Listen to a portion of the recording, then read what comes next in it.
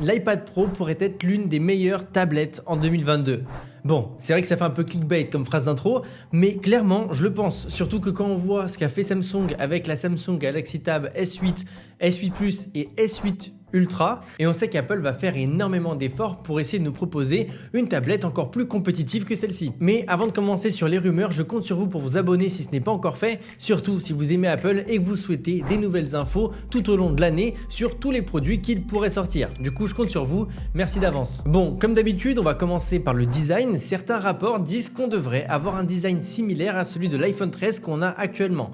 On devrait donc avoir une encoche à l'avant, ce qui serait l'une des très grosses nouveautés mais qui permettrait d'avoir des bords plus fins, donc c'est un tant pis pour un tant mieux.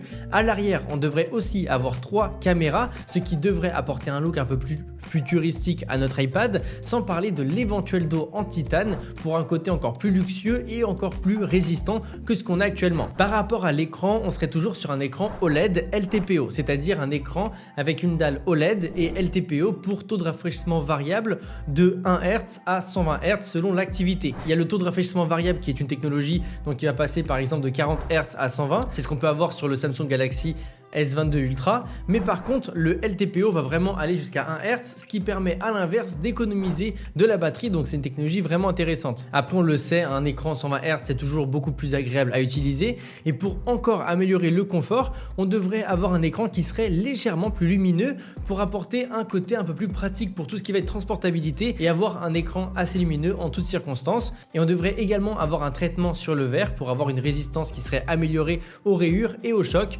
donc pour tout ce qui va être transport, on n'aura plus à s'inquiéter à ce niveau-là. Et après, honnêtement, si on doit associer un mot à l'iPad, ça serait vraiment transportabilité. Et ça, peu importe l'iPad, qu'on soit sur une version 11 pouces ou 13 pouces, que ça soit un mini, un pro ou un R, ça va juste changer quelques détails parce que l'objectif le plus important quand on a un iPad, selon moi, c'est de pouvoir le transporter sans trop se prendre la tête et sans trop avoir à s'inquiéter de la tablette. Et d'ailleurs, en parlant de ça, il devrait faire un iPad de 15 pouces.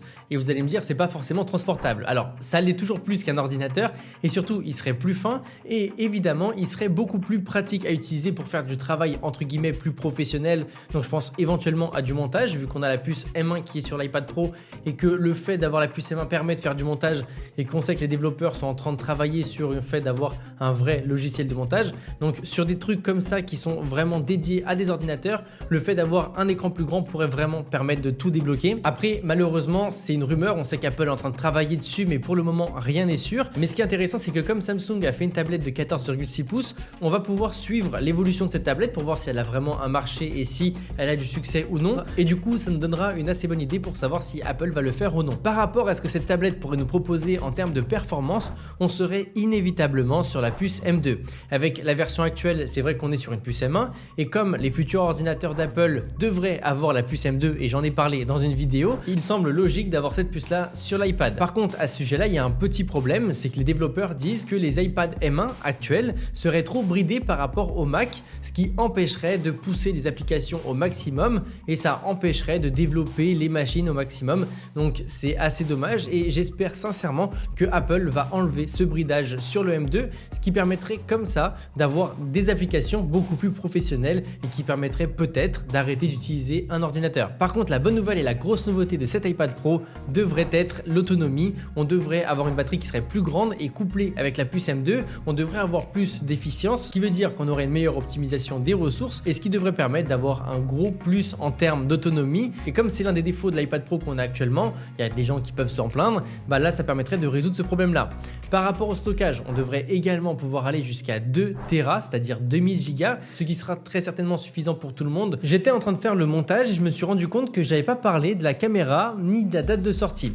Du coup, par rapport aux caméras, on devrait avoir 3 modules comme on a sur l'iPhone 13 Pro ou au pire des cas, ça sera les mêmes modules que l'iPhone 12 Pro. Dans tous les cas, c'est des caméras qui sont excellentes et qui permettraient d'avoir une vraie qualité photo et vidéo dans toutes circonstances. Donc c'est quelque chose qu'on valide, même si je connais pas grand monde qui utilise les caméras des iPads. N'hésitez pas vous à me dire dans les commentaires si vous utilisez la caméra de vos iPads. Mais déjà que moi, j'avoue que j'ai du mal à utiliser celle de mon téléphone. celle de l'iPad encore moins. Et par rapport à la date de sortie, il devrait arriver en septembre voire en octobre au même prix que les modèles qu'on a actuellement, donc c'est-à-dire à partir de 809 € pour la version 11 pouces qui elle peut aller à 2279 € avec évidemment 2 Tera de stockage et le cellulaire. Et pour ce qui est de la version 12,9 pouces, on commencerait à 1219 € et on pourrait aller jusqu'à 2599 €, ce qui n'est pas donné, c'est vrai, mais vu que c'est la tablette la plus puissante du marché, et ça c'est indéniable, et c'est certainement l'une des meilleures tablettes du marché. Après il faudrait comparer avec les concurrentes, donc les Galaxy Tab de Samsung que j'ai pas pu tester parce que Samsung ne m'a pas contacté et ils n'ont pas répondu à mes messages, donc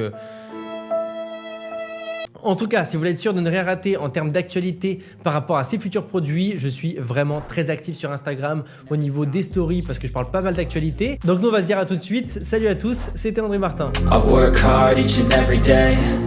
I get lost in the words I say.